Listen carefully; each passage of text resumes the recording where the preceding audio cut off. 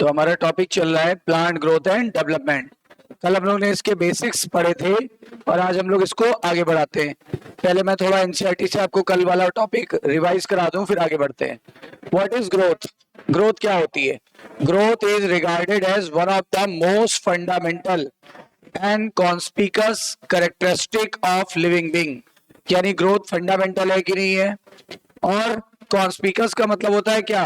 Clear, बहुत clear दिखाई पड़ता है। अगर ग्रोथ होगी तो आप क्लियर देख पाओगे। What is growth? ग्रोथ क्या होती है? Growth can be defined as irreversible permanent increase.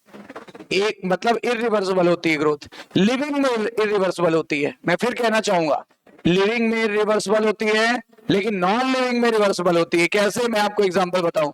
अगर इस बोर्ड पे, इस स्मार्ट बोर्ड पे अगर धूल की परत जम जाए तो ग्रोथ हो गई, कुछ मिलीमीटर लंबी या कुछ मिलीमीटर की ग्रोथ हो गई। पर हम उसको वॉश कर देंगे या मान लो कोलिन से साफ कर देंगे तो क्या हो जाएगा? वो फिर से खत्म हो जाएगा। बोलो। तो यानी नॉन लिविंग्स में ग्रोथ रिवर्सिबल हो सकती है, पर लिविंग्स में ग्रोथ इरिवर्सिबल होती है और परमानेंट होती है, और नॉन लिविंग में टेम्परेरी और रिवर्सिबल हो सकती है। राइट?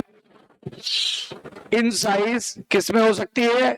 ऑर्गन में या उसके पार्ट में, या फिर इवन इंडिविजुअल सेल में हो सकती है। ग्रोथ जो होता है ये किसकी वजह से होती है?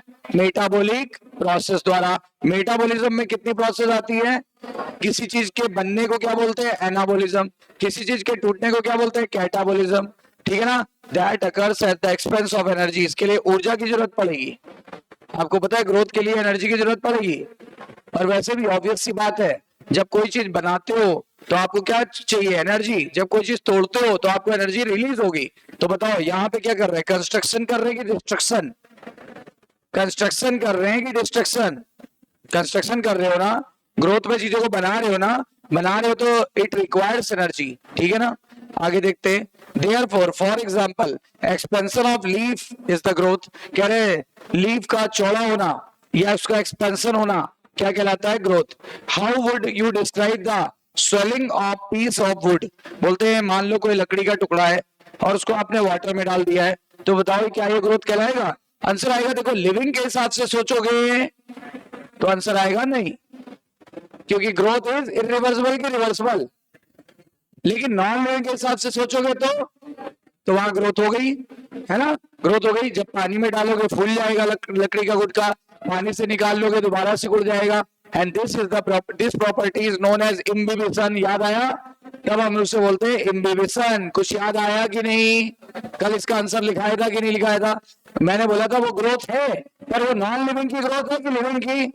नॉन लिविंग की ग्रोथ है। तभी तो दोबारा क्या होती है? रिवर्सिबल हो गई। आप जब तक पानी में डाले रहोगे लकड़ी का गुटका फूल जाएगा, जैसे ही पानी से निकाल लोगे इट विल रीस्टैब्लिश, अपने आप को दोबारा जितना बड़ा था उतना हो जाएगा।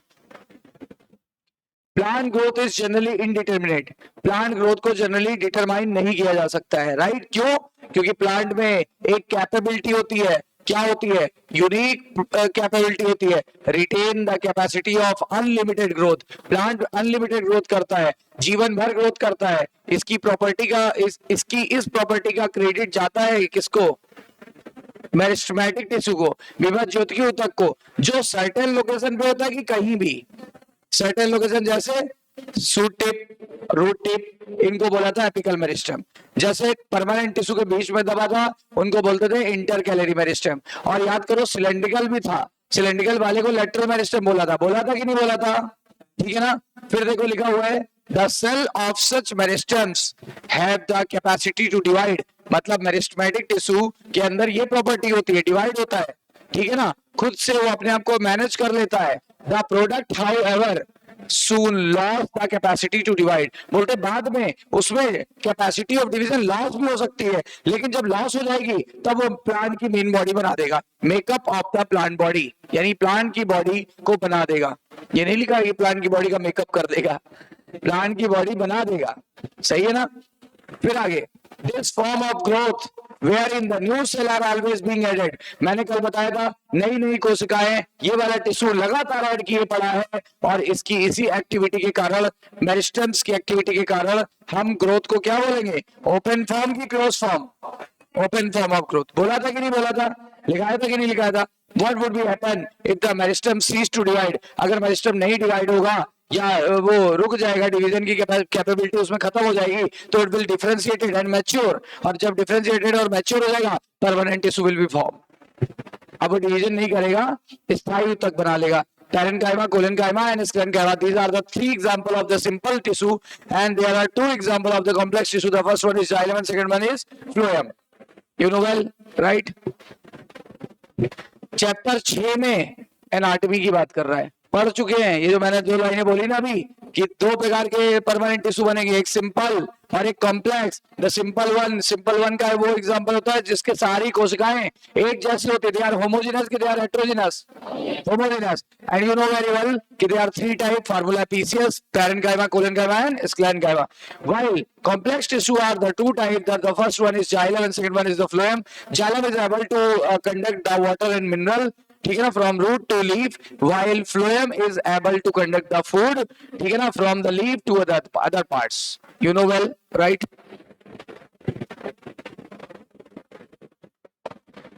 You have studied about the root apical meristem, RAM. आपने रैम पढ़ा था, आपने सैम पढ़ा था, shoot apical meristem. They are the example of apical meristem.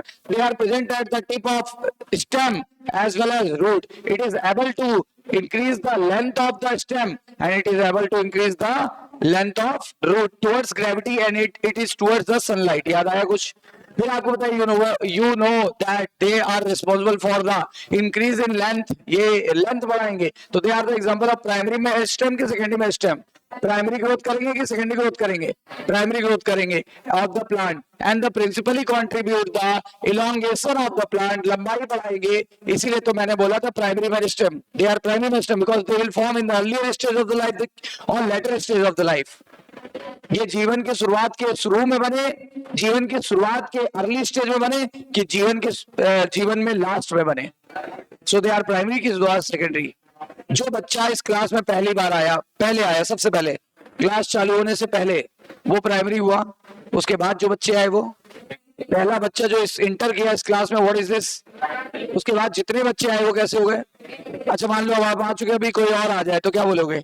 Tertiary. उसके बाद फिर कोई आए तो क्वाटरनरी। हालांकि प्लांट में दो ही तरह की ग्रोथ होती है, तो first one is known as primary and second one is known as secondary. Is that clear to all of you? You also know that dicot plant and gymnosperm, formula याद होगा, DIG. बताया था कि नहीं बताया था? डीआईजी बताया था कि नहीं? सेकेंडरी ग्रोथ में भी पढ़ा चुका हूँ, ठीक है ना, चैप्टर 6 में पढ़ा चुका हूँ, anatomy of the flowering plant, कि दो तरह की पौधे में दो तरह की ग्रोथ होती है। एक में लंबाई बढ़ रही है, that is known as primary growth, while एक में चौड़ाई बढ़ रही है, that is known as secondary growth. Secondary growth is reported in DIG. DI मतलब डाइकॉट, द्विबीजपत्री, और जी मतलब जिम्नोस्पर्म्स। Is that clear? और इस तरह के मेरिस्टेम को क्या बोला था? लेटरल। लेटरल मेरिस्टेम का शेप होता है सिलेंडर के आकार का, that is why known as cylindrical meristem, also known as cylindrical meristem. और चूंकि ये लाइफ के बाद की अवस्था में बना, तो क्या बोलेंगे?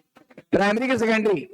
सेकेंडरी। इसका दो एग्जाम्पल था, एक वैस्कुलर कैम्बियम और एक कॉर कैम्बियम, ठीक है ना। दे appear letter stage of the life, जब बाद में बने, तो बताओ इन्हें क्या बोलेंगे? दे आर प्राइमरी कि दे आर सेकेंडरी? और they are responsible for the secondary growth की प्राइमरी ग्रोथ।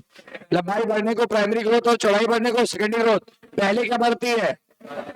लंबाई। बाद में क्या बढ़ती है? चौड़ाई। जब लंबाई बढ़ी तो क्या बोलेंगे अपन? Primary growth. जब चौड़ाई बढ़ी तो क्या बोलेंगे? चौड़ाई। क्या सभी पौधों में बढ़ती है? आंसर आएगा नहीं नहीं नहीं। किसमें बढ़ती है? डीआईजी में। डीआई मतलब डाइकॉट और जी मतलब जिम्नोस्पर्म, अनावृत बीजी पौधे। Is that clear? यहां तक क्लियर हो गया? ये अभी कल का रिवीजन चल रहा है, आज तो मैंने अभी छुआ ही नहीं अभी कुछ। ग्रोथ एट सेलुलर लेवल, कहते कोशिका के लेवल पे ग्रोथ जो होती है ना, उसको मेजर कर पाना बड़ा मुश्किल है, लेकिन नामुमकिन कुछ नहीं है, नो वैल्यू, ठीक है ना। तो लिखा हुआ है consequence of the increase in the amount of the protoplasm. हम इसको कैसे मेजर कर पाएंगे? Increase in the amount of protoplasm, यानी जीव द्रव का बढ़ना ही सेलुलर ग्रोथ कहलाता है। चूंकि increase in protoplasm is very difficult to measure directly, so one generally measures some quantity which is more or less proportional to it। मैंने लिखाया था कि cellular growth is directly proportional to the क्या? Protoplasm amount. बोला था कि नहीं बोला था? देखो लिखा है कि नहीं लिखा है, चेक करो, कहीं लिखा होगा बॉक्स में। लिखा है ना, लिखा है पर दिखा नहीं। अच्छा दिखा। Growth is therefore measured by the variety of parameter. ग्रोथ को हम बहुत सारे पैरामीटर पे देख सकते हैं। Increase in fresh weight, increase in dry weight, increase in length, increase in area, increase in volume, increase in cell of number. कह रहा है आपको आश्चर्य होगा, क्या आश्चर्य होगा, एक सिंगल मेज सेल जो रैम पे थी उससे 17,500 से भी ज्यादा नई कोशिकाएं 1 घंटे में बन जाती है। क्या ये बात हमने सीखी थी? बिल्कुल। फिर लिखा where a cell in the watermelon, यानी तरबूज में जो कोशिका है वो साइज में बढ़ेगी कितने लाख गुना, 3.5 लाख गुना बढ़ जाएगी। पहले वाला फॉरवर्ड मतलब पहले वाला यानी मेज वाला एग्जांपल, वहां पे ग्रोथ हो रहा था किसकी वजह से? नंबर ऑफ सेल बढ़ रहा था। जबकि बाद वाला लेटर वाले में एक्सप्रेस हो रहा था ग्रोथ इंक्रीज इन साइज। याद आया तरबूज में साइज बढ़ा था 3.5 लाख गुना। Growth in the pollen tube में लेंथ बढ़ती है भाई साहब, कहां गई, ये रही।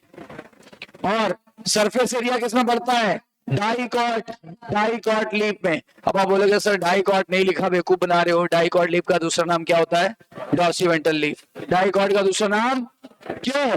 क्योंकि ऊपर का कलर होता है डार्क, नीचे का कलर होता है लाइट। तो ऊपर वाले को डॉर्सल सरफेस बोलते हैं यानी पृष्ठ भाग, और नीचे वाले को वेंट्रल भाग यानी अधर भाग बोलते हैं। अधर और पृष्ठ दोनों का क्या होता है? कलर डिफरेंट होता है, and that is why known as dorsiventral leaf. While in case of monocot the colour of the both surface is almost same because the stomata, the number of stomata on the upper and lower surface are almost same, while in case of dicot the number of stomata are less on the upper surface and more on the lower surface. Sometime it may be absent on the upper surface. याद आ रहा है कुछ? क्या कहा मैंने? मैंने कहा द्विबीजपत्री पौधों में रंध्र यानी स्टोमेटा ऊपर कम नीचे ज्यादा होते हैं, इसलिए ऊपर का कलर डार्क, नीचे का कलर लाइट, कभी कभार ऊपर एब्सेंट हो जाते हैं। Is that clear? जबकि मोनोकॉट लीफ एक बीजपत्री पौधे में क्या हो जाता है? एक बीजपत्री पौधे में क्या हो जाएगा? उसमें दोनों सरफेस का कलर कैसा हो जाता है? सेम। दोनों सरफेस का कलर कैसा होगा? Same.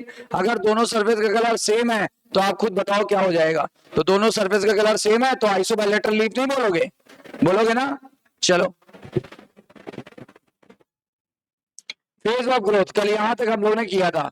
The period of growth generally divided into the 3 phase. कितने फेज थे?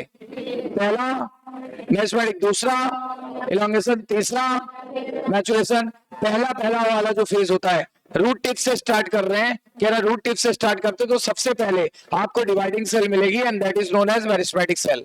ठीक है, बोथ द रूट अपेक्स पे भी मिलेगी, शूट अपेक्स पे भी मिलेगी, रैम और शैम। और ये मेरिस्टेमेटिक टिश्यू होता है इसीलिए ग्रोथ के लिए जिम्मेदार होगा। और the cell of this region is rich in protoplasm. बताओ रिच की वो पुअर, रिच या पुअर, डेंस या फिर लेस डेंस, मोर डेंस की लेस डेंस लिखाया था, रिच और डेंस लिखाया था। फिर उसके बाद क्या लिखा हुआ है? प्रोसेस लार्ज कॉन्स्पिकस न्यूक्लियाई, बहुत सारा न्यूक्लियस होगा उसके अंदर, और सेल वॉल उसकी प्राइमरी होगी। और मैंने बोला था किसकी बनी थी? सेलुलोज की। प्लाज्मोडेस्माटा बहुत ज्यादा पाया जाएगा, ज्यादा को इंग्लिश में बोलते हैं अबंडेंट। बोलो। अब आते हैं इसके बाद वाले रीजन में। कह रहा है इसके जस्ट बाद वाले रीजन में चले जाओ। कह रहा है just next away from the tip, tip के जस्ट पीछे चले जाओ तो आएगा इलॉन्गेशन जोन। कौन सा जोन आ जाएगा? Elongation zone. मेरिस्टेमेटिक के पीछे गए तो आ गया phase of elongation, phase of elongation. और यहां क्या हो जाएगा? इंक्रीज इन वैक्यूलेशन, यानी रिक्तिका बनेगी, वैक्यूलेशन बनेगा जिससे कोशिकाएं लंबी हो जाएंगी, इनलार्ज हो जाएंगी, नई सेल वॉल डिपॉजिट हो जाएगी। और बताया था ये इसका कैरेक्टरिस्टिक फीचर है इस फेज का। इसके बाद इसके और पीछे गए तो आपको क्या मिलेगा? आपको मिलेगा कौन सा? इलॉन्गेशन के जस्ट बाद आएगा आपको बोल रहा है ये वाला भाग क्या करता था? ये वाला भाग तो लंबाई बढ़ा रहा है, इसके जस्ट बाद जाओगे तो कौन सा फेज आएगा? मैचुरेशन। यहाँ की कोशिकाएं, इस जोन की कोशिकाएं जो होती है मैक्सिमम साइज अचीव कर लेती हैं। देखो लिखा है मैचुरेशन जोन की कोशिकाएं कैसी होंगी? मैक्सिमम साइज अचीव कर लेंगी। किस मामले में? सेल वॉल बहुत मोटा हो जाएगा, सेल वॉल बहुत मोटा हो जाएगा, जीव द्रव्य मॉडिफाई हो जाता है, यानी modification of protoplasm, most of the tissue and cell type have studied chapter 6 represented in this phase. ज्यादातर कोशिकाएं जो हमने क्लास वो 11th क्लास के एनसीईआरटी, ये भी 11th क्लास की है, लेकिन हमने पढ़ी थी शुरू में एनाटॉमी ऑफ फ्लावरिंग प्लांट, ठीक है ना। वहां पे जितनी भी कोशिकाएं पढ़ी थी, parenchyma, collenchyma, sclerenchyma and xylem and phloem, they all are in permanent cell. ये परमानेंट सेल होती हैं, इन्हीं को मैचुरेशन सेल भी बोलते हैं। ये देखो कौन सी सेल, मैचुरेशन या परमानेंट सेल। आज करेंगे हम लोग कहां से, ग्रोथ रेट, वृद्धि दर, वृद्धि दर, ठीक है ना, growth rate. Clear, growth rate क्या होता है, कहीं भी रेट आ जाए वर्ड तो हम लोग क्या यूज करते हैं, यानी growth per unit time, growth per unit time is known as growth rate, right. Growth per unit time is known as growth rate. आइए चेक करें, देखते हैं।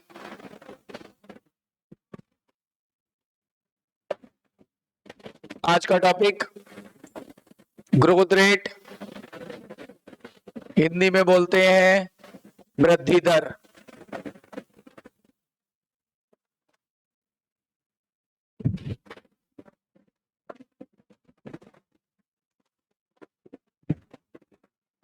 ठीक है ना, वृद्धि दर।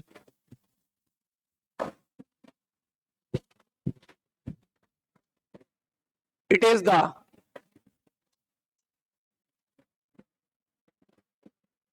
growth in plants per unit time,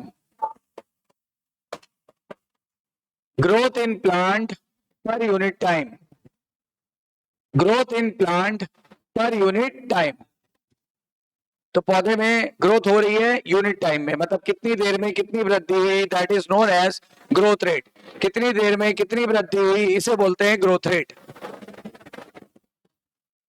और ये दो प्रकार की होती है,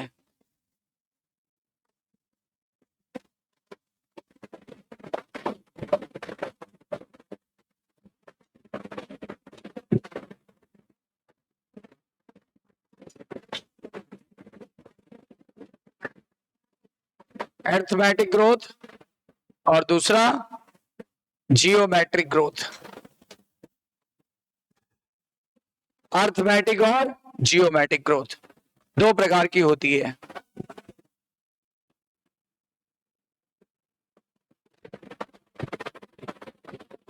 ठीक है ना, यहाँ थोड़ा गड़बड़ हो गया।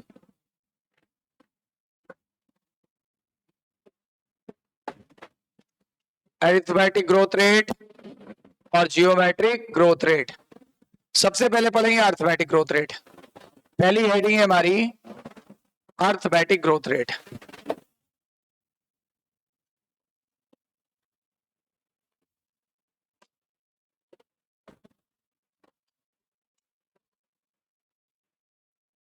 ठीक है, क्या होगा इसमें, दो में से जो एक सेल है ना वो तो डिवाइड करेगी। ये रही आपकी एक सेल ओरिजिनल, इसको मान ले पेरेंट सेल पीसी, और ये पेरेंट सेल अब इसने स्टार्ट किया माइटोसिस। ग्रोथ के लिए सेल डिवीजन होना जरूरी है ना, माइटोसिस हिंदी में बोलते हैं समसूत्री विभाजन। याद आ रहा है आपको, समसूत्री विभाजन। समसूत्री इसलिए बोलते हैं क्योंकि यदि इस कोशिका में 2n/2c, n क्या होता है, the number of chromosomes, the number of chromosomes, and what about this, this is the amount of, किसका अमाउंट होता है, डीएनए का। This is the amount of DNA. N show करता है the number of chromosome, while C show करता है the number of the amount of DNA। और जब भी कभी माइटोसिस होती तो यू नो वेल कि there is formation of two type of cell, two cell type नहीं, two cell, and both are similar, क्योंकि दोनों का कंटेंट सेम रहेगा। मतलब यहाँ पे जो सेल बनेगी एक से दो, वो कैसी रहेगी, बिल्कुल सेम रहेगी। एक से कितनी कोशिकाएं बनेगी, दो। दोनों का जो पोलैरिटी लेवल है इसको डीसी बोल रहे हैं। डीसी मतलब डॉटर सेल। डॉटर सेल का भी कंटेंट बिल्कुल सेम रहेगा, मतलब the number of chromosome and the amount of DNA will be similar in both the cell and also similar to their parent. इसीलिए इसका नाम पड़ा समसूत्री। गुणसूत्र की संख्या समान, डीएनए का अमाउंट समान, इसीलिए इसको बोला गया समसूत्री विभाजन। Is that clear? अब देखो, दो में से एक कोशिका तो डिवाइड होगी पर दूसरी कोशिका डिवाइड नहीं होगी। ये कोशिका डिवाइड नहीं हो रही है, ये चली गई G0 में। जो डिवाइड होती है वो इस फेज में चली जाएगी, G1 S G2 M। क्या मैं सही कह रहा हूं? ठीक है ना? ये G0 में चली जाएगी and will be differentiate, will be differentiate. Differentiate का मतलब होता है विभेदित हो जाती है, बदलाव आ जाता है इसमें। And mature, differentiated and mature. और आप बताओ, या परमानेंट सेल में बदल जाती है? परमानेंट सेल में बदल जाती है। क्या परमानेंट सेल कभी डिवाइड करती है? नहीं, तो इसमें नो डिवीजन एट ऑल, कोई डिवीजन नहीं करेंगी। वो तो डिवाइड कर रही है पर ये डिवाइड नहीं करेगी। दो में से एक कोशिका डिवाइड करेगी और दूसरी कोशिका डिवाइड नहीं करेगी। तो मैंने क्या बोला था? दो में से एक कोशिका जो है वो तो विभेदित हो गई, डिफरेंशिएट हो गई, मैच्योर हो गई, परमानेंट टिश्यू में बदल गई, स्थायी ऊतक में बदल गई, डिवाइड नहीं होगी, विशेष कार्य करेगी। स्थायी ऊतक विशेष कार्य करते हैं, सुरक्षा देना, सिक्रीशन करना, कोई और काम करना, ठीक है ना? ये क्या करेगी? ये डिवाइड करेगी, इट विल डिवाइड। अगर ये डिवाइड करेगी, क्या कहते हो? अगर ये डिवाइड करेगी तो फिर से दो सेल बनेंगी, फिर से दो सेल बनेंगी। इससे दो सेल जो बनी थी, हम उसी फिगर को यहाँ पे दोबारा लिख लेते हैं। ये डिवाइडिंग है कि नॉन डिवाइडिंग है? कहाँ चली गई थी? और ये कहाँ थी? G1 S G2 और M। फिर एक से कितनी बनाएगी? दो बनाएगी, एक से दो बनाएगी। अब दो में से फिर एक कैसी हो गई? फिर एक डिवाइड नहीं होगी। मतलब बार बार क्या हो रहा है? फिर से देखो, फिर से एक से दो बनेगी, ये वाली डिवाइड होगी, फिर से दो बनाएगी, ठीक है ना? फिर से ये वाली फिर दो बनाएगी। तो दो में से क्या देख पा रहे हो? एक कैसी होती जा रही है? एक मैच्योर होती जा रही है और दूसरी अभी भी डिवाइड कर रही है। इससे क्या लग रहा है आपको? देखो जरा शुरू में देखो, शुरू में कितनी कोशिका ऐड हुई? एक स्थायी ऊतक ऐड हुआ। नाउ यू कैन सी, एक था ना, ये वही वाला एक है जो पिछली स्लाइड पे था। अब कितने हो गए? एक और एक, दो ऐड हो गए। दो के बाद तीन, के बाद आगे और हो जाए तो पांच के बाद। अब बताओ, एक एक करके कोई चीज ऐड हो तो अर्थमेटिक बोलना चाहिए ना? This is known as arithmetic growth. यही कहलाता है अर्थमेटिक ग्रोथ। तो मैं यहां लिख रहा हूं, out of two one cell is differentiated or mature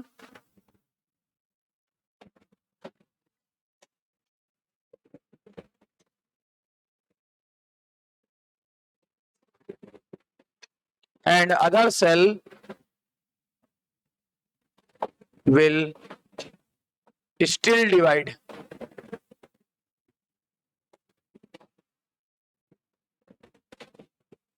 तो यहां पर जो न्यू सेल ऐड होंगी, new cells are added according to, ये अकॉर्डिंग टू लिखा है, अकॉर्डिंग टू रूल ऑफ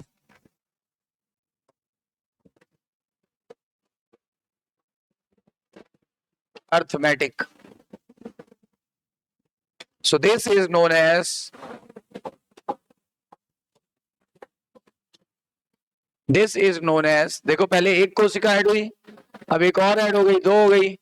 यहां देखो एक और बढ़ी, तीन हो गई, एक और बढ़ी, चार हो गई, और बढ़ाते जाओगे पांच, and so on. This is known as arithmetic growth rate. This is known as arithmetic growth rate. अगर हम इसका फार्मूला, मैथमेटिकल फार्मूला निकालें, इसका मैथमेटिकल फार्मूला निकालें,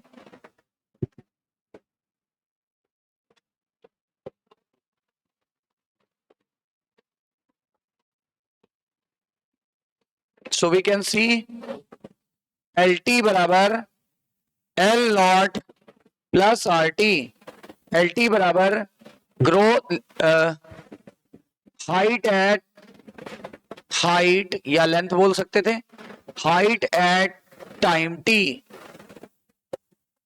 ये हाइट एट टाइम 0, जब आपने काम चालू नहीं किया था, ओरिजिनल टाइम 0।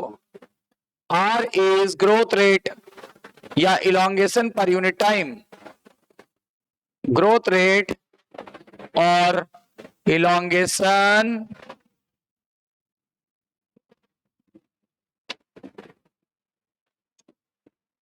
पर यूनिट टाइम। ग्रोथ रेट या elongation per unit time. And you know well t is time. तो हमने इसका एक फार्मूला बना लिया। This is formula.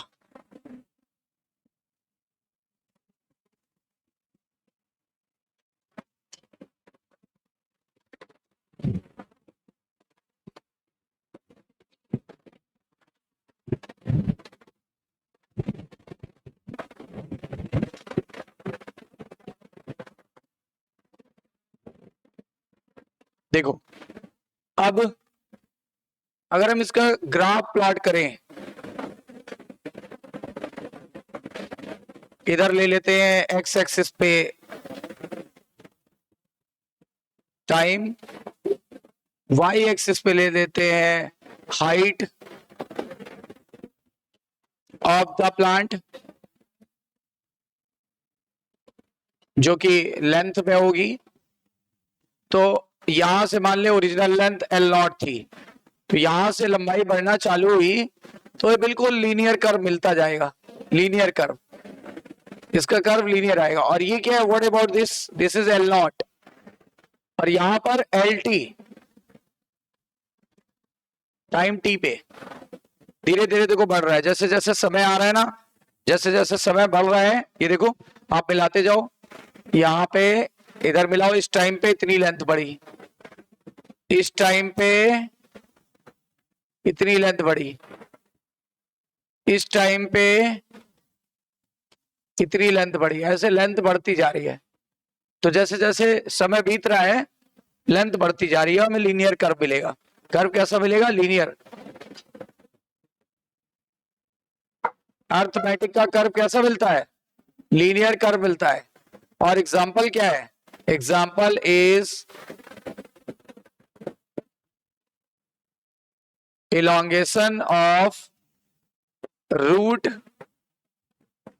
with constant rate।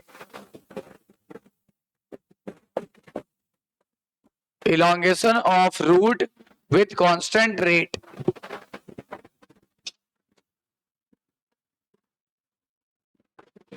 या फिर root elongation at constant rate, बात एक ही है।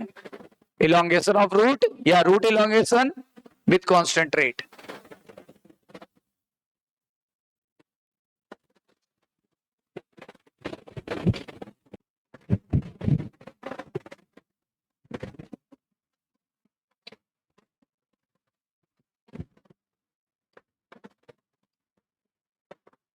तो ये हो गया अर्थमेटिक। दूसरा चलते हैं geometric growth rate. Geometric growth rate, geometric में क्या होगा, दो सेल थी, दोनों डिवाइड होंगी लगातार, फिर 2 से 4 बनेंगी, अब फिर ये चारों डिवाइड होंगी,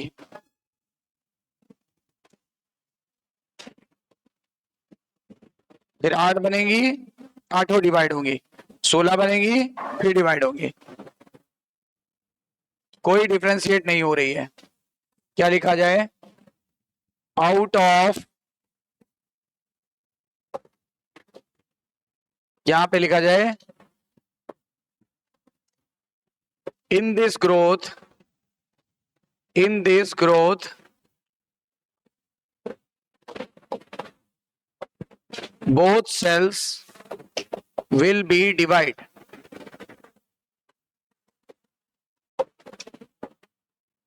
None of these undergoes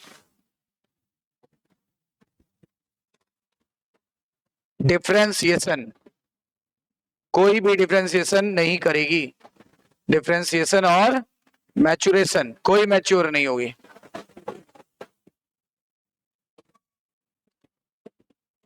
ठीक है, अब जरा सोचो, जब सब डिवाइड होती जा रही हैं, एक से कितनी बनी, दो बनी, दो से कितनी बनेगी, चार से कितनी बनेगी, आठ से कितनी बनेगी, एंड सो ऑन। फिर अचानक से डिवीजन रुक जाएगा आज नहीं कल, तो इतनी सारी परमानेंट सेल एक साथ आ गई। यहां पे तेजी से परमानेंट सेल आ गई मल्टीपल में, ठीक है ना। Here after sale division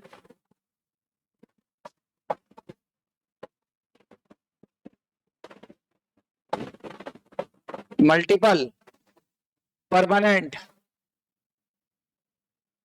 cells are formed abruptly. abruptly मतलब तेजी से, अचानक से, तेजी से परमानेंट सेल एक साथ बन जाएंगे।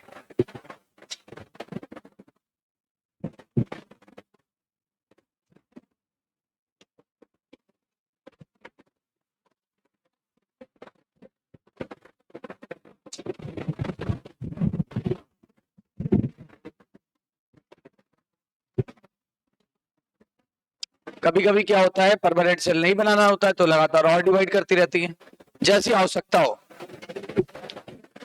फिर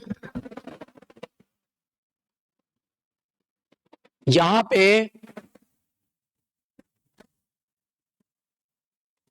जैसे यहां पे एक मैथमेटिकल फार्मूला निकाला था, वहां पे भी कोई मैथमेटिकल फार्मूला निकालना है।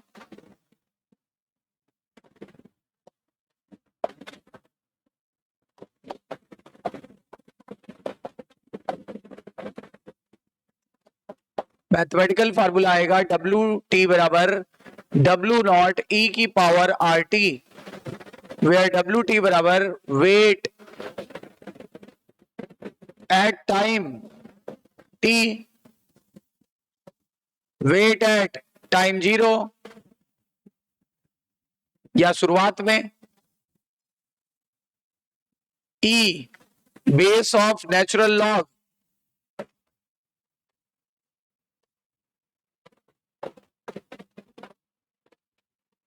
आर वही ग्रोथ रेट या elongation per unit time, T is time. यहां पे अपना फार्मूला आया ये वाला, यहां फार्मूला आया ये वाला, वहां फार्मूला आया था एल टी बराबर एल नॉट ई की पावर आर टी। यहां एक्सपोनेंशियल में फार्मूला आ रहा है, यानी यहां तेजी से ग्रोथ होगी। और अगर हम इसका कर्व निकालते हैं, ये रही वाई एक्सिस, इधर रहा एक्स एक्सिस, फिर वही इधर टाइम ले लेते हैं, इधर ले लेते वेट, वेट के अलावा और भी पैरामीटर लिए जा सकते हैं। इसका कर्व आएगा, यहां से स्टार्ट करना, क्योंकि पहले डब्ल्यू नॉट तो रहेगा ही ना वो एल टी की तरह, और फिर तेजी से ग्रोथ हो रही है और फिर कांस्टेंट हो जाएगी। सबसे पहले स्लो ग्रोथ होगी, ये इतना, ये इनिशियल स्लो ग्रोथ,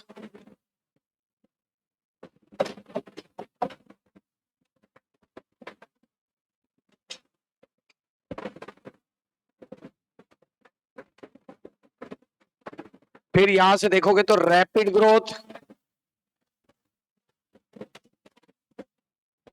रैपिड को एक्सपोनेंशियल बोल सकते हैं क्या, रैपिड या एक्सपोनेंशियल ग्रोथ, रैपिड को एक्सपोनेंशियल बोल सकते हैं क्या, तो रैपिड को एक्सपोनेंशियल भी बोल सकते हो, राइट, क्योंकि तेजी से ग्रोथ हो रही है। या फिर फास्ट बोले, अगर शॉर्ट में बोलना है, और भी फास्ट ग्रोथ हो रही है इस हिस्से में। फिर आप देख पा रहे हो ग्रोथ होनी ये बंद हो गई है, यानी यहां ग्रोथ स्टॉप हो गई है क्योंकि न्यूट्रिएंट्स खत्म हो गए हैं। Growth stops due to lack of, किसकी वजह से? Due to lack of nutrients, क्योंकि न्यूट्रिएंट्स खत्म हो गए, पोषण खत्म हो गया।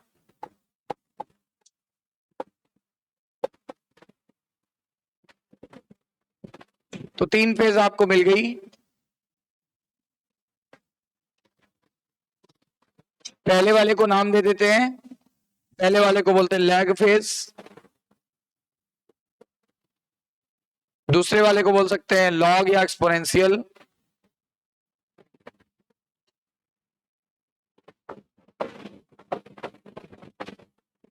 और तीसरे वाले को नाम दे देते हैं, इस वाले को नाम दे देते हैं स्टेशनरी, ये जहां पे ग्रोथ लगभग स्टॉप हो गई है, this is known as stationary phase. तो पहले वाला कर्व कैसा आया था? लीनियर। अब की बारी जो कर्व आ रहा है वो कैसा आ रहा है?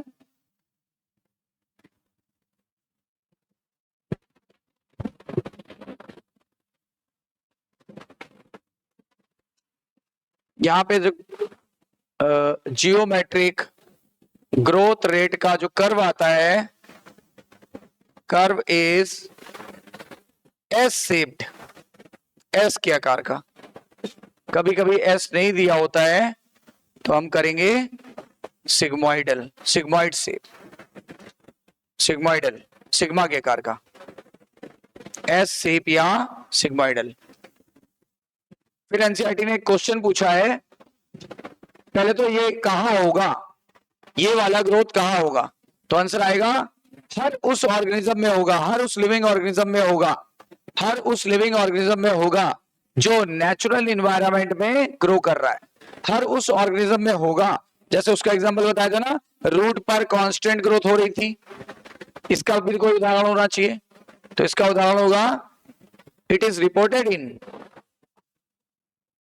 It is reported in all living organism, all living organism growing in natural environment,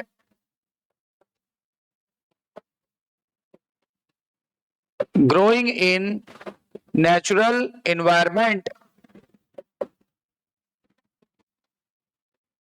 ये हर उस पौधे में, हर उस जीव में होगा, ऑर्गेनिज्म का मतलब जीव, जीव जंतु, ये हर उस जीव जंतु में होगा जो नेचुरल एनवायरनमेंट में ग्रो कर रहा है।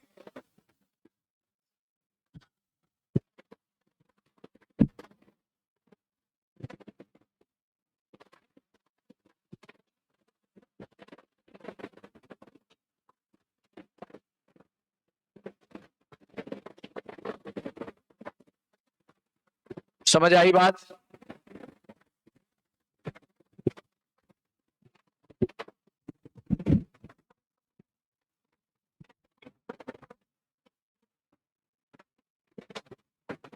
इसका शेप आएगा सिग्मोइड या S shape,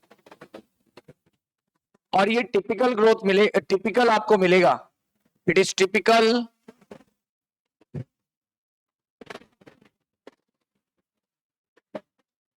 this curve is typical, typical मतलब common, in all the cells, all the cells, all the tissues and all the organs of the plant, of the plant, सबके लिए typical मिलेगा आपको।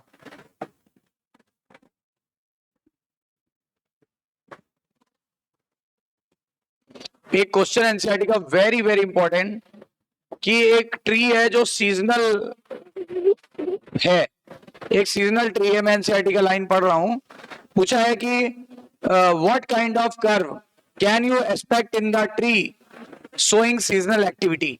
एक tree है वो seasonal activity show कर रहा है, तो कौन सा कर्व मिलेगा?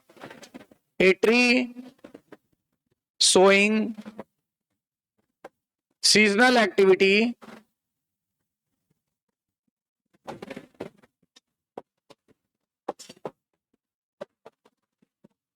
So what kind of curve you can see? What kind of curve we can see?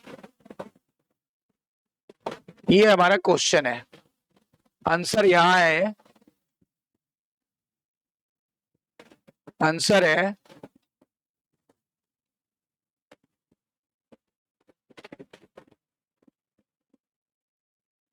क्या आंसर आया?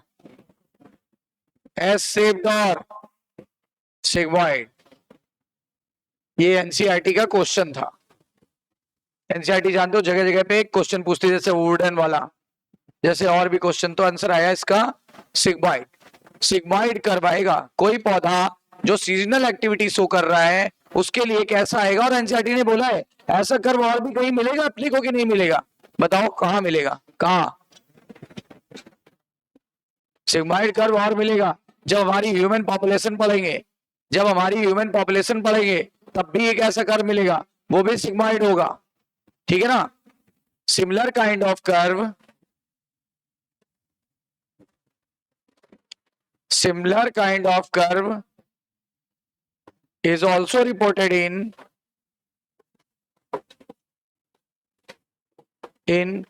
logistic growth curve.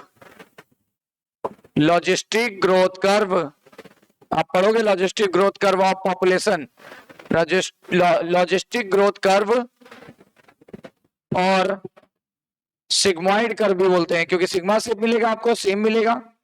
Sigmoid curve of human population याद आ रहा है? Human population, is that clear? Same type का curve आपको मिलेगा। एक बहुत ही अच्छा एग्जांपल एनसीईआरटी में दिया हुआ है, बच्चे क्वेश्चन गलत कर देते हैं। इंपॉर्टेंट बात है, नोट करके लिखवाऊंगा। पूछा जाता है एम्ब्रियो का जब डेवलपमेंट हो रहा होता है तो पहले कौन सी ग्रोथ होती है? पूछा गया है कि एम्ब्रियो का जब डेवलपमेंट होगा तो पहले कौन सी ग्रोथ होगी? तो आप बताओ, एम्ब्रियो का निर्माण किससे होता है? जाइगोट से। बोलो भाई। देखो, एम्ब्रियो बनने के लिए पहले क्या बनेगा? जाइगोट। और जाइगोट कितनी कोशिका होती है? एक, वन सेल होता है, यू नो वेल। अब इससे अचानक से बहुत सारी कोशिकाएं बनानी है। बताओ हिंट क्या मिला? अचानक से ढेर सारी कोशिकाएं बनानी है, क्या करेंगे? कौन सा कर्व फॉलो होगा? जियोमेट्रिक। तो पहले होगा जियोमेट्रिक ग्रोथ होगी। पहले कैसी ग्रोथ होगी? जियोमेट्रिक ग्रोथ होगी। एंड आफ्टर दैट जब कोशिकाएं बहुत ज्यादा बढ़ जाएंगी, मल्टीपल सेल बन जाएंगी, तो हमें ग्रोथ स्लो स्लो करानी पड़ेगी। तो बताओ कौन सा होगा फिर? अरिथमेटिक। तो क्वेश्चन आया हुआ है, बताओ क्या एम्ब्रियो में जो ग्रोथ होती है और देन एम्ब्रियो बन जाएगा, देन हमारा क्या बन जाएगा? एम्ब्रियो। फाइनली बन जाएगा एम्ब्रियो। तो एम्ब्रियो बनने के लिए क्या होगा? एम्ब्रियो या भ्रूण बनने के लिए क्या चाहिए भाई? भ्रूण बनने के लिए जियोमेट्रिक फॉलोड बाय अरिथमेटिक या arithmetic followed by geometric? What? Geometric is followed by arithmetic. Geometric को फॉलो करेगा अरिथमेटिक या अरिथमेटिक को फॉलो करेगा जियोमेट्रिक? बताओ। Arithmetic is followed by geometric, geometric is followed by arithmetic? Geometric is followed by arithmetic. Is that clear? क्या आपने notice किया एक बात, ये बात, यहां पे ग्रोथ रेट स्लो है, यहां ग्रोथ रेट एब्रप्टली फास्ट हो गई है, यहां पे फिर से कांस्टेंट हो गई है। तो क्या यहां पे पहले की तरह, पहले वाले कर्व में हर जगह ग्रोथ कैसी थी? कांस्टेंट। तो हम तो यहां पे बोल सकते थे, आर को बोल सकते थे क्या? आर को बोल सकते थे ग्रोथ रेट या इलोंगेशन पर यूनिट टाइम। लेकिन इस केस में आप देख पा रहे हो क्या कि यहाँ पे कहीं आर की वैल्यू स्लो है, कहीं आर की वैल्यू फास्ट है, कहीं आर की वैल्यू कांस्टेंट हो गई। तो क्या बोले यहाँ पे? आर को क्या बोले? रिलेटिव ग्रोथ रेट बोले कि ग्रोथ रेट बोले? Relative growth rate. कभी रिलेटिव का मतलब है कभी कम हो रही है, कभी ज्यादा, तो कभी कांस्टेंट हो गई। तो यहाँ के केस में R is known as, R को क्या बोलेंगे? In this case, R is known as a relative growth rate. पहले हमने रिलेटिव वर्ड नहीं यूज किया था, यहां पे रिलेटिव ग्रोथ रेट बोलने लगे. Relative growth rate. और R क्या शो करता है, यहां पर जो R है जियोमेट्रिक में, वो क्या शो कर रहा है, कभी कम वृद्धि हो रही है, कभी ज्यादा, कभी कांस्टेंट. देखो इनिशियली क्या था, इनिशियली R की वैल्यू लेस थी, तभी तो क्या हो रहा था, स्लो ग्रोथ, लैग फेज मिला था. फिर क्या था, मिडिल में क्या था, R की वैल्यू मोर थी तो एक्सपोनेंशियल ग्रोथ हो रही थी.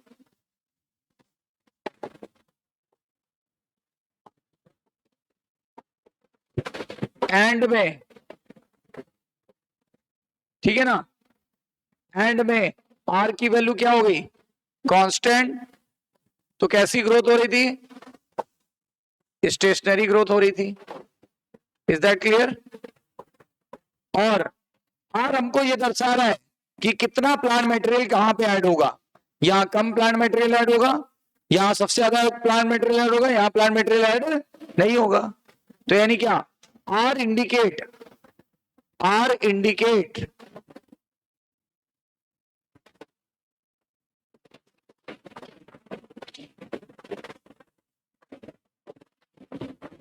the ability of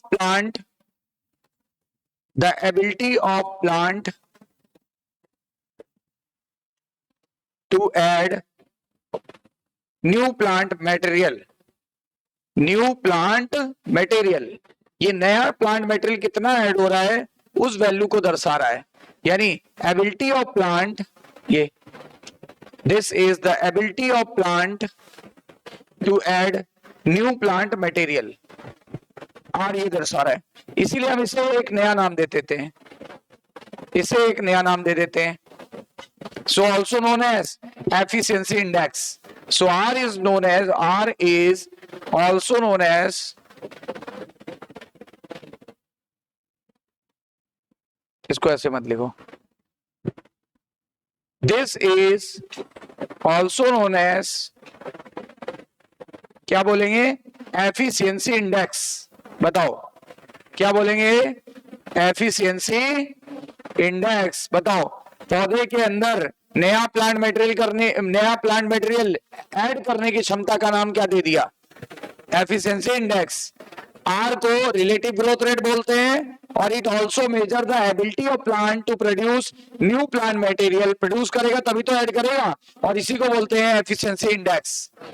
ability of plant to add या प्रोड्यूस लिख दें, ये लो, प्रोड्यूस या add new plant material, this is known as efficiency index. यही वैल्यू कहलाती है एफिशिएंसी इंडेक्स. नया प्लांट मटेरियल ऐड किया जा रहा है, इस क्षमता को एफिशिएंसी इंडेक्स कहते हैं.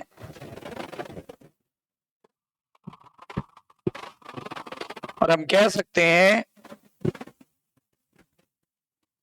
हम ये कह सकते हैं कि W0 की वैल्यू, WT की वैल्यू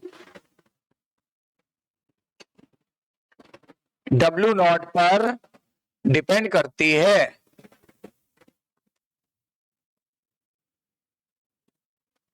क्यों, WT ऐड करने के बाद की वैल्यू है, और W0 ओरिजिनल वैल्यू है. तो WT की वैल्यू किस पर डिपेंड कर रही है, W0 पर. फार्मूला वाइज भी दिख रहा है कि WT की value, final size of W1 depends upon the W0, या final size of WT depends upon W0. NCERT ने इसको W1 बोल दिया, आप W1 बोल दो, और ये बोल दिया है W0. क्या दिक्कत है, कोई दिक्कत नहीं है. हमने WT बोल दिया कि टाइम t के बाद इन्होंने 1 बोल दिया, यानी फाइनल वैल्यू. W1 की वैल्यू या WT की वैल्यू डिपेंड करती है W0 पर. W था क्या, याद है, वेट. ये देखो वेट था ना, वेट हमने लिखा था। एनसीईआरटी ने इसको W1 भी कह दिया है, कोई दिक्कत की बात नहीं है, चीज एक ही है भाई, मानने की बात है, दोनों वैल्यूज सेम है। कभी WT बोल दो, कभी W1 बोल दो, उसको 0 तो इसको 1 बोल दिया, हमने टाइम के अकॉर्डिंग T बोल दिया।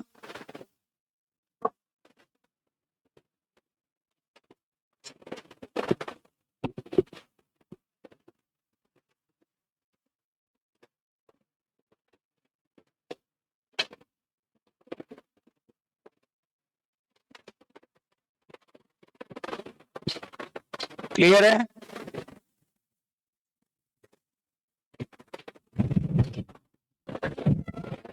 अब हमें देखना है, दो तरह की ग्रोथ रेट होती है, एक होती है absolute growth rate,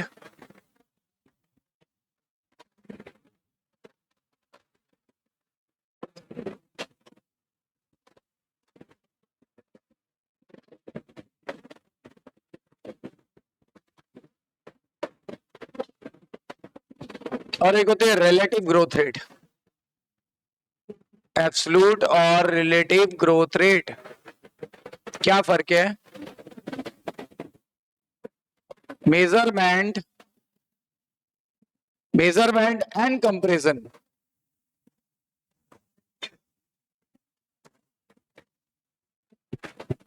of total growth in unit time, ध्यान दो, टोटल ग्रोथ की मैं बात कर रहा हूं। टोटल अगर ग्रोथ हम देखेंगे तो इसको क्या बोलेंगे? एब्सोल्यूट। ठीक है, एनसीईआरटी ने बोला है measurement and comparison of total growth per unit time, इसी को बोलते हैं एब्सोल्यूट ग्रोथ रेट। और एक और होती है, जो होती है कौन सी? जो होती है रिलेटिव ग्रोथ रेट। इसमें क्या करेंगे? इसमें measurement and comparison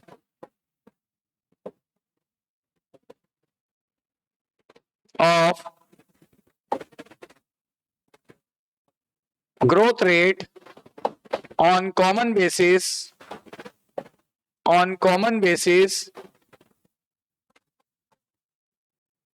with respect to their original parameter।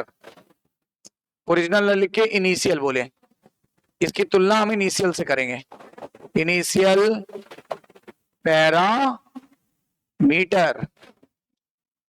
Parameter. ठीक है, ध्यान देना दोनों बातों पे। अब देखो एनसीईआरटी में इसके लिए एक बहुत सटीक एग्जांपल दिया हुआ है।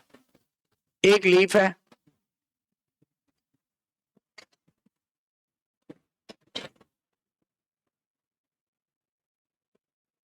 उसमें थोड़ी वृद्धि हो गई। पहले इसका सरफेस एरिया था 5 सेंटीमीटर स्क्वायर, अब ये हो गई है बढ़ के 10 सेंटीमीटर स्क्वायर। इनिशियल इतनी थी, अभी बढ़ के इतनी हो गई। एक बड़ी लीफ ले ली हम लोगों ने,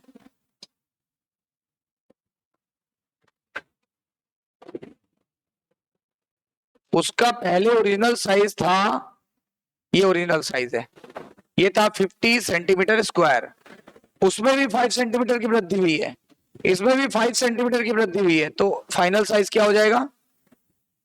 55 सेंटीमीटर स्क्वायर। देखो दोनों में कितने की वृद्धि हुई है ना? तो दोनों का मैं एब्सोल्यूट ग्रोथ रेट निकालो, एजीआर यानी एब्सोल्यूट ग्रोथ रेट, आरजीआर यानी रिलेटिव ग्रोथ रेट। मैं एजीआर निकालने जा रहा हूं दोनों का, तो एजीआर इसका निकालता हूं। एजीआर बराबर क्या होता है? फाइनल माइनस इनिशियल, तभी तो टोटल कितनी वृद्धि हुई है पता चलेगा। देखो लिखा है, कंपेयर करना है टोटल ग्रोथ, और यहां करना है growth rate on common basis. किससे तुलना करना है? इनिशियल पैरामीटर से। जरा देखो, पहले एजीआर निकालें, इसके अकॉर्डिंग आएगा 10 centimetre square minus 5 centimetre square बराबर 5 सेंटीमीटर स्क्वायर। यहां पर भी निकालते हैं एजीआर, इसका एब्सोल्यूट ग्रोथ रेट निकालते हैं, इसका भी वही आएगा 55 centimetre square minus 50 centimetre square, you will find out 5 centimetre square. दोनों में एब्सोल्यूट ग्रोथ बराबर हुई है। अब आरजीआर निकालते हैं। आरजीआर निकालने के लिए मैंने बोला ओरिजिनल वाले से तुलना करते हैं, तो आप क्या करो, final minus initial, final minus initial into initial, ये आएगा।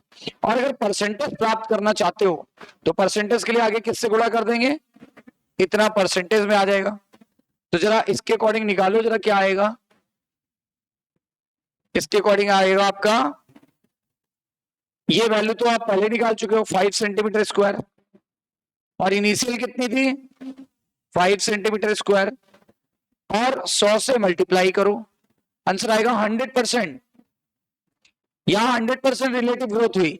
देखो ना 5 सेंटीमीटर स्क्वायर थी, 5 सेंटीमीटर स्क्वायर की ही वृद्धि हुई, तो कितना परसेंटेज ग्रोथ हुआ, 100%।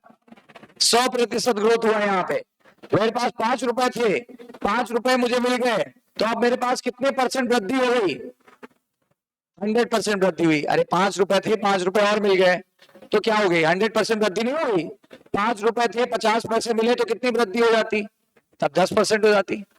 सही कि नहीं है, क्लियर।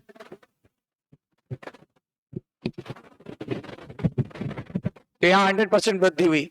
यहां चेक करते हैं, यहां चेक करेंगे तो यहाँ आरजीआर आएगा, आरजीआर इक्वल्स टू, फिर से वही f minus I upon F, sorry I into 100। हम इसको कैलकुलेट कर लेते हैं, 50, ये 5 ये आई गया, दोनों को माइनस करने में 5 अपॉन ओरिजिनल था 50, 5 centimetre square upon 50 centimetre square, ये आ जाएगा इंटू 100 इंटू 100, तो ये आपका आएगा 10%, 10% आ जाएगा। यहां 10% रिलेटिव ग्रोथ हुई, और वहां कितनी रिलेटिव ग्रोथ हुई, वहां हुई आपकी 100% रिलेटिव ग्रोथ। फर्क है ना दोनों में। अगर हम इसको ए और बी नाम दे देते हैं, this is A leaf, this is B leaf, तो एनसीईआरटी ने पूछा है किसकी ज्यादा ग्रोथ हुई, आंसर क्या आएगा, किसकी ज्यादा रिलेटिव ग्रोथ हुई, एनसीईआरटी ने ये पूछा है, तो आंसर आएगा ए, क्योंकि 100% रिलेटिव ग्रोथ हो गई, 100%।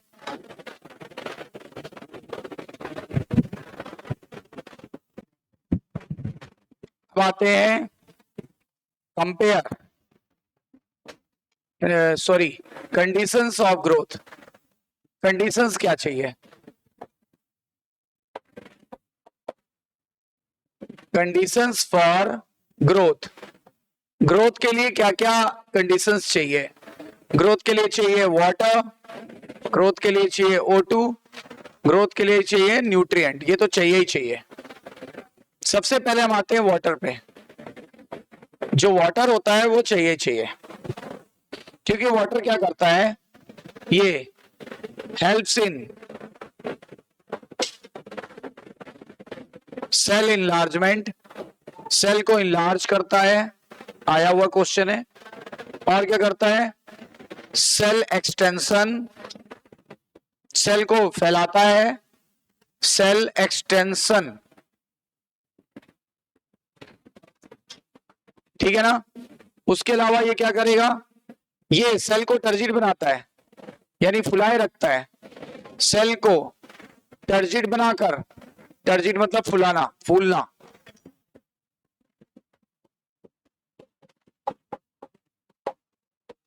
टर्जिड बनाए रखता है, जिससे प्लांट ग्रोथ और डेवलपमेंट में हेल्प मिलती है, जिससे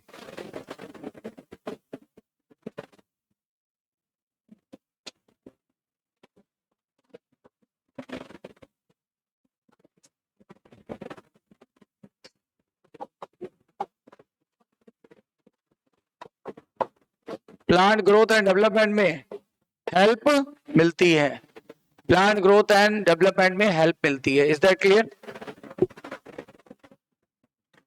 अच्छा, न्यूट्रिएंट चाहिए, न्यूट्रिएंट्स क्या करते हैं, न्यूट्रिएंट्स यानी पोषण। अब पोषण क्यों चाहिए, क्योंकि बिना पोषण के तो प्लांट की ना ग्रोथ होनी है ना डेवलपमेंट होना है। क्योंकि ये करते क्या है, ये क्या करते हैं, they act S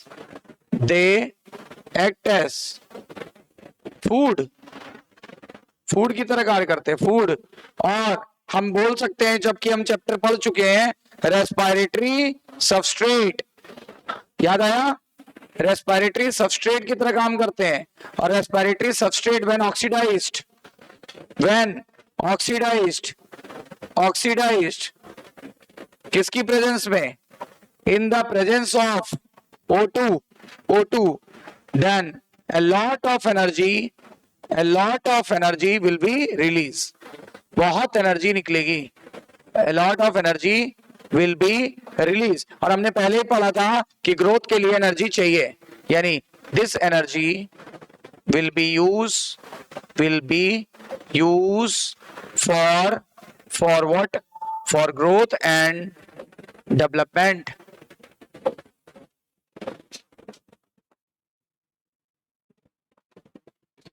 growth and development के लिए ये ऊर्जा चाहिए।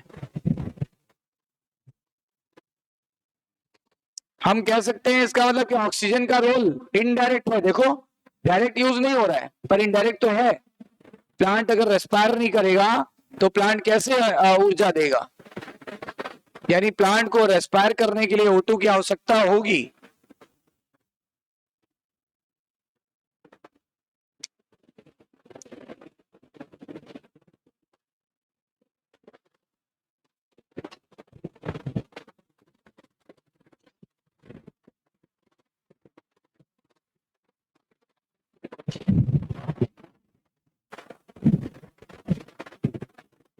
Nutrient may be two type.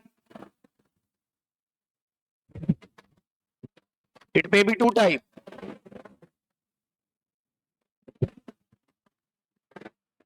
दो टाइप के हो सकते हैं, एक मैक्रो एलिमेंट और एक माइक्रो एलिमेंट।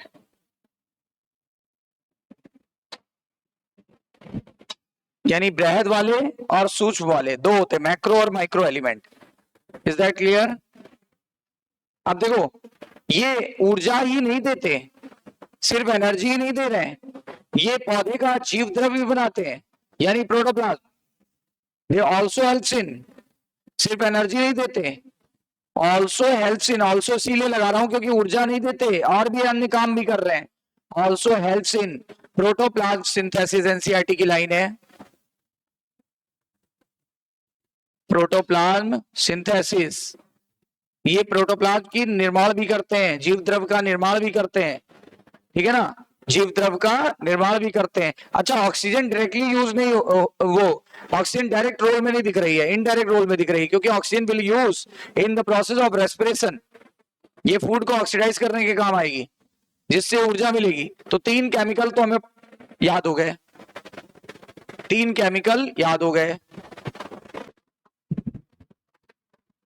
अगला है, ऑक्सीजन भी हो गया इसी में शामिल। इसके बाद है temperature. Temperature should be suitable, it should be suitable. Optimum बोलिए, बेहतर वर्ड है ऑप्टिमम, अनुकूलित। और आपको पता होगा ऑप्टिमम टेम्परेचर होता है ये इतने degree Celsius. This is the best temperature for the enzymatic activity. This is the best temperature for enzymatic activity.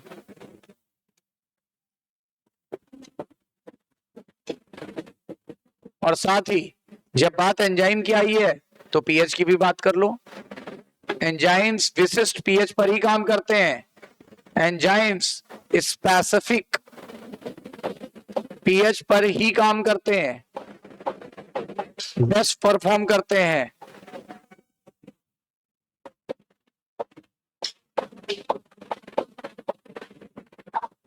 ठीक है ना? अगर आपको याद हो तो इसका कर्व ऐसा आया था, इधर पीएच, इधर एंजाइमेटिक एक्टिविटी, कर्व आया था ऐसा, याद आया? विशेष पीएच पर ही काम करते हैं। उसके अलावा आपको चाहिए लाइट। और एक चाहिए ग्रेविटी। लाइट किसके लिए चाहिए कल बताया था, स्टेम के लिए कि रूट के लिए? For for growth and development of, growth and development for stem and leaves, stems and leaves, ये लाइट की तरफ भागती हैं दोनों। और gravity for growth and development of, बोलो,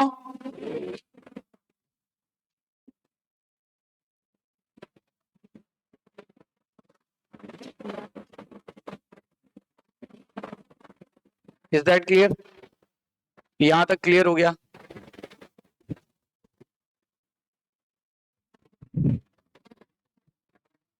growth rate, increase growth per unit time is known as growth rate. Thus the rate of growth can be expressed mathematically express किया था हम लोगों ने। An organism or the part of the organism can produce more cell in variety of ways. देखो arithmetic में अचानक से वो धीरे धीरे बढ़ रही है, एक सेल डिवाइड कर रही है, दूसरी डिवाइड नहीं कर रही है, ठीक है ना, ये डिवाइडिंग सेल है और वो नॉन डिवाइडिंग सेल है। यहाँ पे देख लो सारी सेल डिवाइड कर रही हैं, सारी सेल डिवाइड कर रही हैं। ये देखो जाइगोट पहले कैसे डिवीजन करता है, geometric and then followed by arithmetic. तो अर्थमेटिक हो गया, देखो लिखा भी है, ए वाला फिगर अर्थमेटिक का था, बी वाला जियोमेट्रिक का था, और सी वाला जो यानी ये हम लोग फिगर पढ़ रहे थे, ये फिगर था embryo development showing the geometric followed by arithmetic growth. Is that clear? फिर आगे द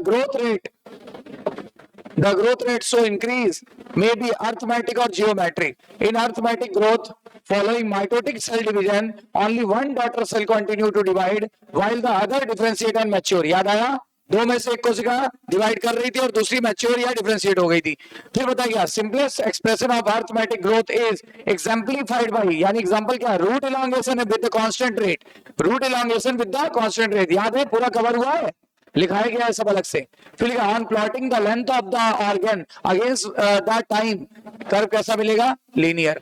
लीनियर मैथमेटिकली एक्सप्रेस करेंगे एल टी बराबर L not plus R T, where L T बराबर length at the time T, L not length at the time zero, R growth rate या elongation per unit time. और यहाँ हमने relative word use नहीं किया था, याद है ना। फिर आपको बताया गया लेट अस सी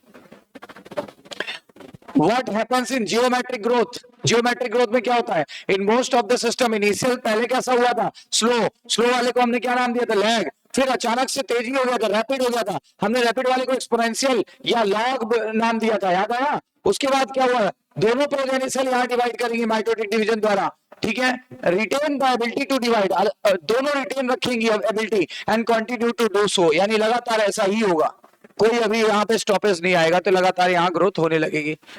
और जब उनको जरूरत पड़ेगी तो दे विल मैच्योर और नॉट मैच्योर, जरूरत पड़ी तो, अदरवाइज नहीं करेंगे।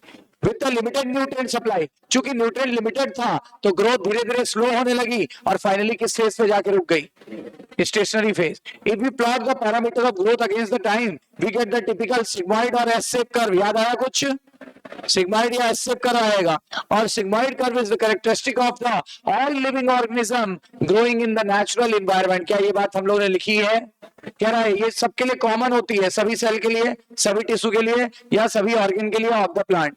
Can you think the more similar examples? बताया था हमारी human population logistic growth curve, याद आया।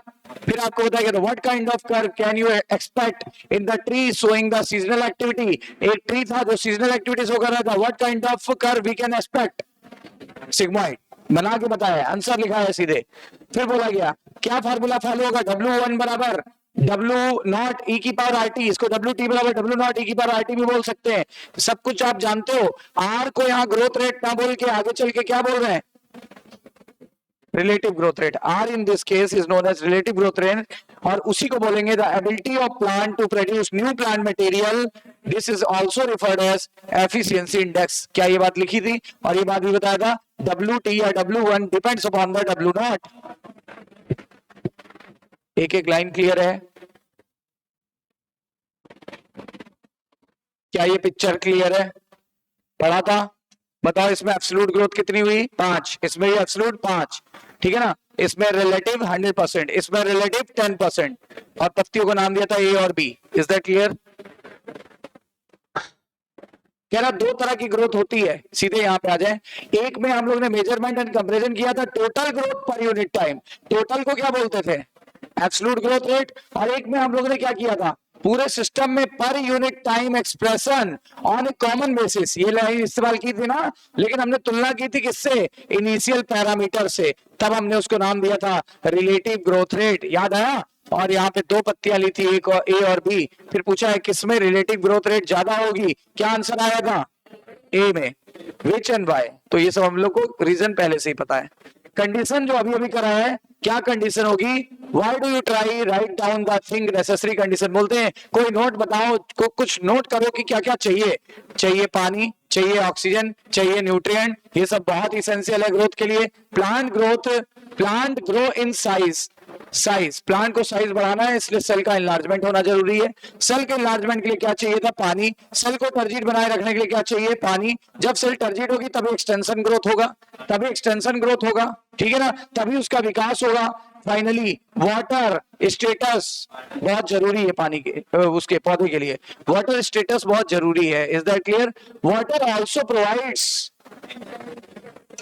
Medium for the enzymatic activity, enzymes भी की जरूरत पड़ी थी, ठीक है ना, जो कि ग्रोथ के लिए जरूरी है। ऑक्सीजन चाहिए, ऑक्सीजन मेटाबॉलिक एनर्जी निकालता था, याद आया? एनर्जी निकलती कहां से थी? न्यूट्रिएंट से। न्यूट्रिएंट कितने प्रकार के थे? दो, मैक्रो और माइक्रो एलिमेंट, याद है? मैक्रो और माइक्रो एलिमेंट्स ये रिक्वायर्ड होते हैं पौधे के लिए, क्योंकि ये दो काम करते थे, एक तो जीव द्रव का निर्माण करते थे और दूसरा also act as the source of energy. इसके अलावा पौधे को और क्या चाहिए? ऑप्टिमम टेम्परेचर जरा बताओ कितने डिग्री? 25 से 40 degree Celsius. Is that clear?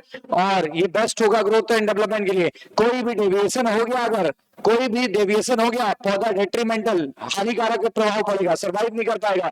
Environmental signal जैसे लाइट और ग्रेविटी भी बहुत जरूरी है, हमने तो पूरा लिखवाया है इस पे नोट। Is that clear? ये हो गया अपना ग्रोथ खत्म। अब क्या बचा है? चैप्टर का नाम क्या था? प्लांट ग्रोथ एंड, हमने क्या खत्म किया? तो कल किसकी बारी है? डेवलपमेंट की। क्लियर है? तो हम अगले टर्न पे करेंगे development. Is that clear? Channel को लाइक, सब्सक्राइब और शेयर जरूर करें।